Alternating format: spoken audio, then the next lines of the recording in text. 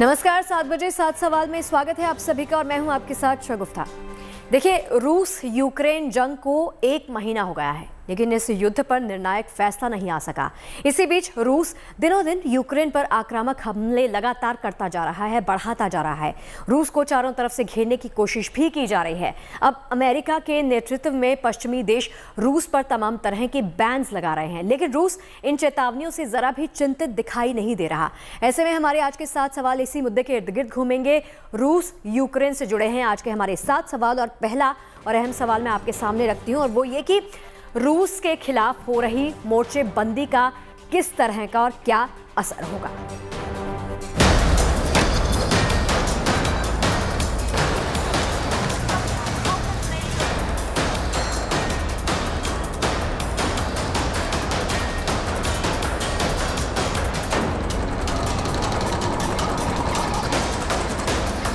रूस यूक्रेन के बीच जारी जंग 30वें दिन में पहुंच चुकी है।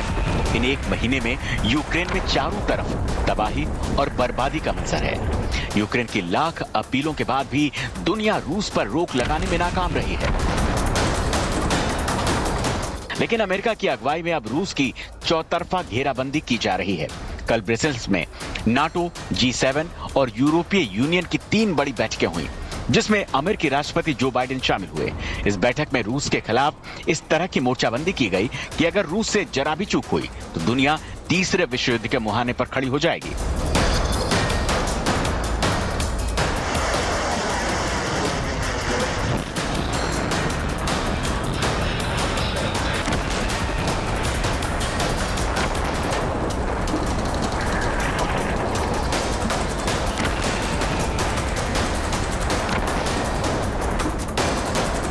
इन बैठकों में कई महत्वपूर्ण फैसले यूक्रेन के समर्थन और रूस को घेरने के लिए किए गए। बैठक में रूस के खिलाफ यूक्रेन को मदद बरकरार रखने का फैसला किया गया। तय हुआ कि यूक्रेन को anti tank, air defence system और ड्रोन सप्लाई की जाएगी। बुल्गारिया, हंगरी, रोमानिया, स्लोवाकिया में 4 नए बैटल ग्रुप की तैनाती होगी। बाल्टिक से ब्लैक सागर तक नाटो के कुल 8 जंगी बेड़े तैनात किए जाएंगे। रूस की सीमा पर सेना की तैनाती बढ़ेगी और आसमान में फाइटर जेट की संख्या बढ़ाई जाएगी। यूरोप में 1 लाख अमेरिकी और 40,000 नाटो देशों के सेना तैनात की जाएगी। बैठक में चीन को चेतावनी दी गई कि वो रूस की मदद करने से बाज आए। पुतिन की मदद कर रहे बेलारूस को भी इसके नतीजे भुगतने की धमकी दी गई। ब्रसेल्स में बैठक के बाद अमेरिकी राष्ट्रपति ने कहा कि अगर रूस ने केमिकल हथियारों के इस्तेमाल की जुर्रत की तो इसका करारा जवाब दिया जाएगा। The very thing that Putin has tried to do from the beginning, and I've been saying this since my days as Vice President of the United States, is to break up NATO. Break up NATO. He'd rather face 30 independent countries than 30 united countries with the United States of America. Not a joke. I'm being deadly earnest. Brussels में 3 महत्वपूर्ण बैठक G7 के राष्ट्राध्यक्षों से, European union के 27 देशों के राष्ट्राध्यक्षों से और इसके अलावा नॉर्थ अटलांटिक ट्रीटी ऑर्गेनाइजेशन, एक सैन्य समीकरण की महत्वपूर्ण बैठक। संकेत यही कि कुछ बहुत बड़ा होने के आसार है। महत्वपूर्ण यह है कि क्या रूस का इस मोर्चेबंदी पर कोई असर पड़ेगा और पश्चिमी देशों के इन कदमों से रूस अगर भड़क गया तो क्या होगा, क्योंकि पुतिन पहले ही कह चुके हैं कि अगर उनके अस्तित्व पर संकट आया तो वो एटमी हथियारों के इस्तेमाल से नहीं हिचकेगा।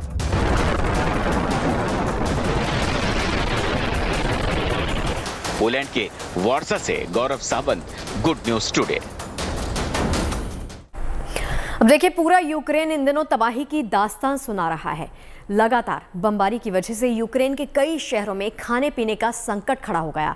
अब मारियोपोल में खाने पीने का राशन लेने के लिए लंबी लंबी लोगों की कतारें दिखाई दे रही हैं और खार्किव में मेट्रो स्टेशन में रहने के लिए कई लोग मजबूर हो रहे हैं।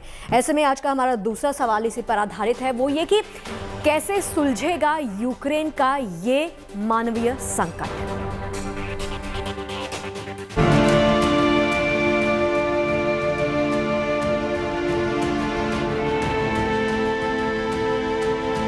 हर तरफ तबाही, बर्बादी, रोते बिलखते लोग, खाने के लिए लाइन में खड़े यूक्रेनी और मासूमों के साथ अपने देश को छोड़ने के लिए मजबूर आम लोगों की ये तस्वीर। जो बता रही है कि जंग की कितनी बड़ी कीमत चुका रहा है यूक्रेन।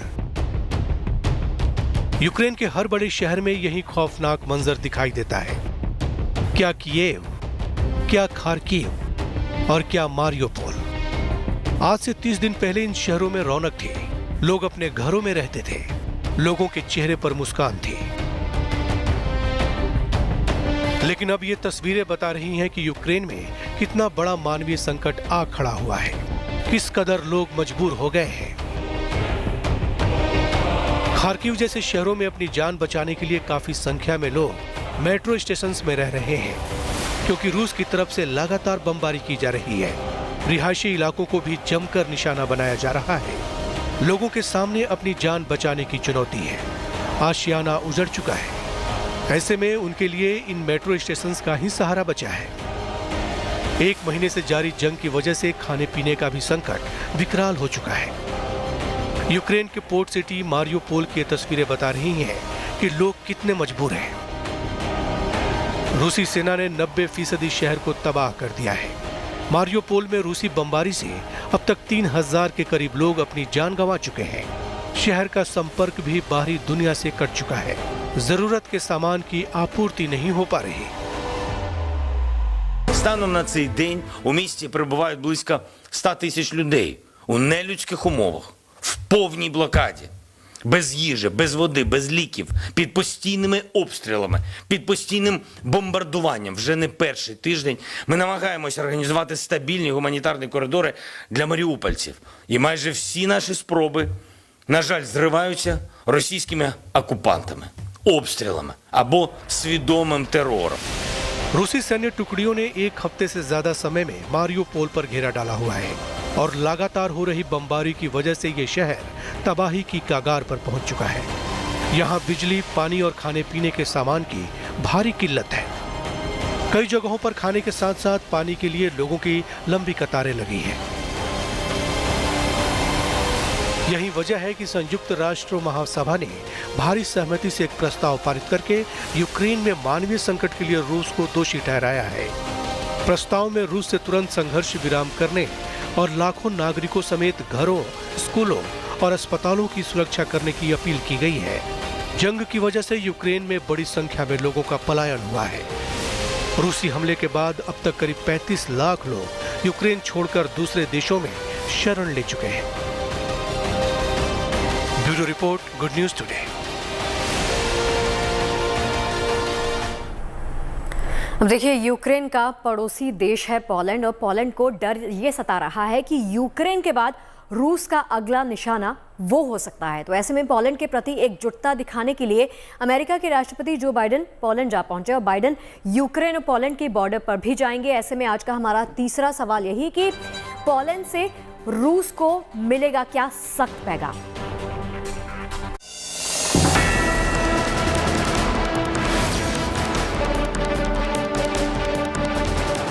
कल ब्रसेल्स में नाटो, G7 और यूरोपियन यूनियन के साथ बैठक कर रूस की चौतरफा घेराबंदी के बाद अमेरिका के राष्ट्रपति जो बाइडेन आज पोलैंड पहुंच रहे हैं। बाइडेन वार्सा में पोलैंड के राष्ट्रपति आंद्रेज डूडा के साथ बातचीत करेंगे।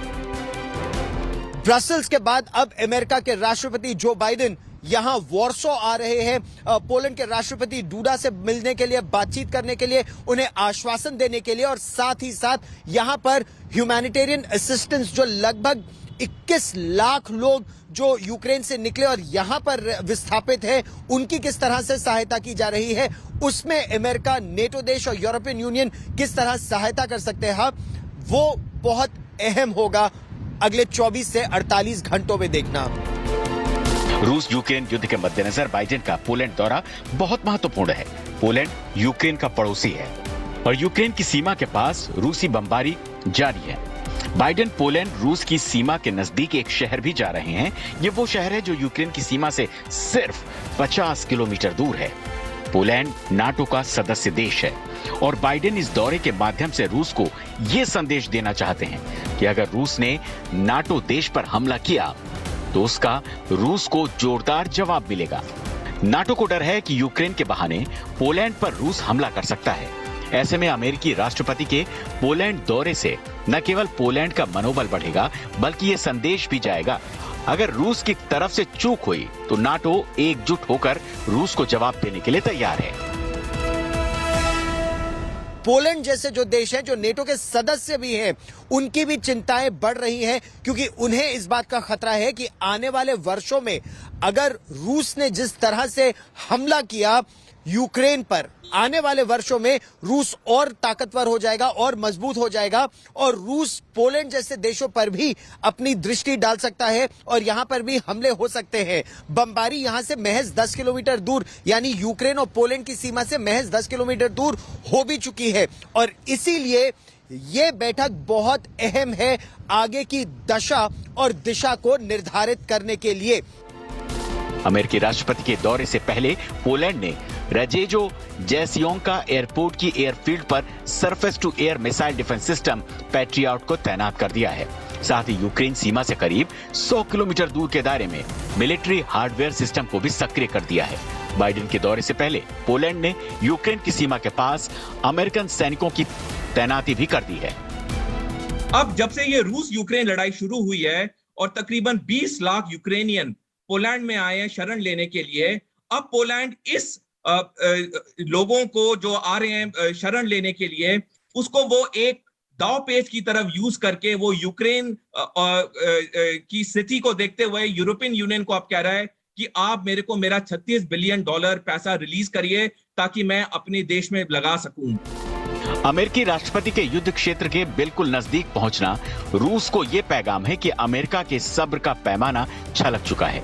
ऐसे में अब किसी तरह की हिमाकत रूस की तरफ से की गई तो उसका अंजाम दुनिया को तीसरे विश्व युद्ध तक पहुंचा सकता है। Gaurav Sawant, Warsaw, Poland, good news today.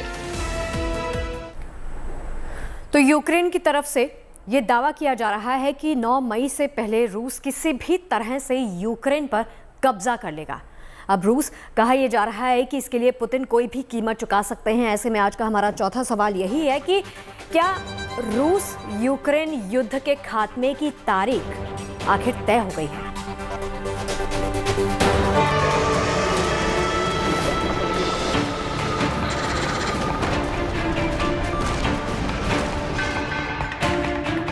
जंग के 30 दिन गुजर गए हैं और पूरी दुनिया चाहती है कि इस जंग का जल्द से जल्द अंत हो। लेकिन इस जंग के बीच यूक्रेन की सेना की तरफ से एक तारीख का ऐलान किया गया। दावा किया जा रहा है कि 9 मई तक यूक्रेन पर रूस का पूरी तरह से कब्जा हो जाएगा। यूक्रेन ने दावा किया कि रूस के राष्ट्रपति व्लादिमीर पुतिन किसी भी हाल में इस जंग को 9 मई से पहले खत्म करना चाहते हैं। यूक्रेनी सेना की तरफ से कहा गया कि रूसी सैनिकों को आदेश दिया गया है कि किसी भी हाल में 9 मई तक युद्ध खत्म हो जाना चाहिए।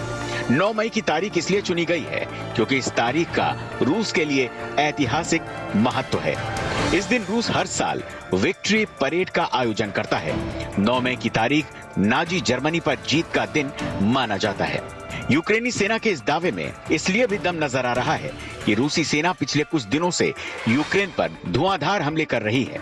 रूसी फौज एक के बाद एक शहर को मिट्टी में मिलाती जा रही है, लेकिन रूस के इस इरादे के सामने चट्टान बनकर खड़ी है यूक्रेन की सेना और अपनी मातृभूमि की रक्षा के लिए रूसी टैंकों का मुकाबला कर रहे यूक्रेन के सामान्य नागरिक। जेलेंस्की का पुतिन जंग के 1 महीने बाद भी बाल बांका नहीं कर पाए हैं, लेकिन यूक्रेन को मालूम है कि बौखलाया रूस किस हद तक जा सकता है। Впевнений, люди продемонструють, як вони нас підтримують. Але підтримати свободу повинні і політики. Усі вони. Вони повинні підтримати боротьбу за життя. Ми чекаємо серйозних кроків від НАТО, ЄС, Великої Сімки. सवाल यह है, क्या रूस वाकई 9 मई तक जंग खत्म करने की तैयारी में है? दुनिया जानती है कि पुतिन अपने इरादों को लेकर कितने संकल्पित रहते हैं, इसीलिए वो जीत के लिए कुछ भी कर सकते हैं। बाइडेन बार बार खबरदार कर रहे हैं कि रूस जिस तरह के हथियारों का इस्तेमाल करेगा उसे उसी तरह से जवाब दिया जाएगा। He's asserting that we, America, have biological as well as chemical weapons in Europe. Simply not true. I guarantee you They're also suggesting that Ukraine has biological and chemical weapons in Ukraine. That's a clear sign he's considering using both of those. He's already used chemical weapons in the past, and we should be careful what's about to come. He knows there'll be severe consequences because of the united NATO front, but the point is, it's real. दावा किया जा रहा है कि Putin ने युद्ध खत्म करने की तारीख मुकर्रर कर दी है, लेकिन इस तारीख के आने में अभी 1 महीने से ज्यादा का समय बाकी है। ऐसे में इस दौरान तबाही की कितनी दास्तान लिखी जाएगी, कहा नहीं जा सकता। वार्सा से गौरव सावंत के साथ Rajesh Pawar, good news today. अब देखिए, जंग के 30 दिनों के बाद भी अभी तक राजधानी कीव यूक्रेन की पहुंच से बहुत दूर है। कीव पर रूस जोरदार बमबारी कर रहा है। कई जगहों पर रिहायशी इमारतों को काफी नुकसान भी पहुंचा, लेकिन रूसी फौज अब तक कीव पर कब्जे में नाकाम रहा। ऐसे में आज का हमारा 5वां सवाल यही है कि युद्ध के 30 दिन बाद क्या है कीव के हाल। कीव से इसके बारे में जानकारी दे रहे हैं हमारे सहयोगी राजेश पवार। आज युद्ध का 30वां दिन है और कीव की स्थिति आज लगभग नॉर्मल है। नॉर्मल इन द सेंस कि यहाँ ज़्यादा बमबारी या तबाही नहीं हुई है। जिस तरह से बाकी शहर हमने देखे, खार्किव, सुमी, मरियापोल, खरसोन, वैसी बर्बादी कीव शहर ने अब तक नहीं देखी है। 8-10 सिविलियन एरिया या सिविलियन बिल्डिंग्स पे ज़रूर बमबारी हुई है और वो तबाह हुई हैं। इसके अलावा ज़्यादातर लड़ाई जो कीव शहर में है आज 30 दिन के बाद भी वो बाहर पेरीफ्री पे, शहर से लगभग कुछ किलोमीटर दूर, वहाँ तक सीमित है। यहाँ अभी तक जो तबाही का मंजर देखा गया था बाकी शहरों में वैसा कुछ नहीं हुआ है। ज़िंदगी सामान्य चल रही है। इंटरनेट यहाँ चल रहा है, लाइट यहाँ आ रही है, बिजली आ रही है, गैस है, ईंधन है, कारें चल रही हैं, टैक्सी तक मिल रही हैं। लेकिन जो लोग हैं, ज़्यादातर लोग शहर छोड़ के जा चुके हैं। जो आपको यहाँ लोग दिखते हैं या तो वो बूढ़े लोग हैं या वो लोग हैं जो यहाँ लड़ने के लिए पीछे रुक गए हैं या मिलिशिया या मिलिट्री के लोग हैं। उसके अलावा कुछ बूढ़े लोग आपको आसपास दिख जाएंगे, बाकी नॉर्मल लोग यहाँ से निकल चुके हैं। तो पुतिन ने धमकी दी है कि अगर उसके अस्तित्व पर संकट खड़ा हुआ या आया तो वो एटमी हथियारों के इस्तेमाल से चूकेगा नहीं। ऐसे में आज का हमारा छठा सवाल यही है कि पुतिन की एटमी हमले की धमकी में आखिर दम कितना है। इसके बारे में बता रहे हैं रक्षा विशेषज्ञ retired lieutenant colonel JS Sodhi. सुनिए जरा। ये उनकी धमकी में बहुत दम है। हमें याद होगा पिछले महीने 24 तारीख को जब रूस की सेना ने यूक्रेन में हमला बोला, उसी वक्त रूस के राष्ट्रपति पुतिन ने पूरी दुनिया को एक टीवी एड्रेस में बताया कि अगर किसी देश ने यूक्रेन की मदद करने की कोशिश की तो मैं उन्हें ऐसा सबक सिखाऊंगा जो उन्होंने अपने इतिहास में नहीं सीखा होगा। और ये बात उन्होंने इसलिए कही कि रूस के पास दुनिया में पूरे सबसे ज्यादा परमाणु हथियार हैं। जिस दिन ये लड़ाई शुरू हुई 24 फरवरी को, रूस की जो विदेशी मुद्रा थी वो $630 बिलियन थी और रोज रूस का $20 बिलियन रुपया खर्च हो रहा है यूक्रेन की लड़ाई में। कोई भी आदमी हो या कोई भी देश हो, सबके पास एक सीमित पैसा होता है और रूस का पैसा भी अब खत्म होते जा रहा है। जो आर्थिक सैंक्शन उन पे लगे हैं उसका भी असर होते जा रहा है। ना तो पुतिन पीछे हटने को तैयार है, ना ज़ेलेंस्की पीछे हटने को तैयार है और ना अमेरिका पीछे हटने को तैयार है। देखिए, रूस यूक्रेन युद्ध के दौरान भारत ने एक न्यूट्रल सा रुख अपना रखा है। यहां तक कि अमेरिका के भारी दबाव के भारी प्रेशर के बावजूद भी भारत रूस के खिलाफ जाने के लिए तैयार बिल्कुल नहीं। ऐसे में हमारा आखिरी और 7वां सवाल यही है कि रूस के प्रति भारत के नर्म रुख की आखिर वजह क्या है, रीजंस क्या है इसके पीछे। इसके बारे में बता रहे हैं पूर्व राजनयिक अनिल त्रिगुणायक। सुनिए जरा। भारत के रिश्ते रूस के साथ और उससे पहले सोवियत यूनियन के साथ बहुत प्रगाढ़ रहे हैं और सामरिक और ये सारे रिश्ते हैं। उसके अलावा भारत के रिश्ते अमेरिका के साथ और भी जो यूरोपियन देश हैं उनके साथ में स्ट्रेटेजिक पार्टनरशिप भी है और भी चीजें। लेकिन जब भारत यूनाइटेड नेशंस में जाकर के किसी मुद्दे पे प्रिंसिपल्ड वे में, आज चूंकि हम सिक्योरिटी काउंसिल में हैं, जब वोट करते हैं तो वोट का कोई आधार होता है। कोई आधार है आपकी भारत की विदेश नीति। अब आधार ये है कि हम किस प्रिंसिपल के साथ खड़े हैं। तो अगर भारत ये कह रहा है, क्योंकि हमने ये देखा है कि अमेरिका ने भी, देखिए, इराक में, लिबिया में, यमन में लाखों करोड़ों लोग उसमें हटे हैं, वहां से उनके साथ में रिफ्यूजी बने हैं, कितने लोगों को मारा गया है। तो उस टाइम पे भी भारत ने एब्सटेन किया था। और चलिए 7 बजे 7 सवाल में फिलहाल के लिए इतना ही इजाजत दीजिए, लेकिन आप बने रहिए गुड न्यूज टुडे के साथ, क्योंकि आगे आपके लिए है फैक्ट चेक। नमस्कार।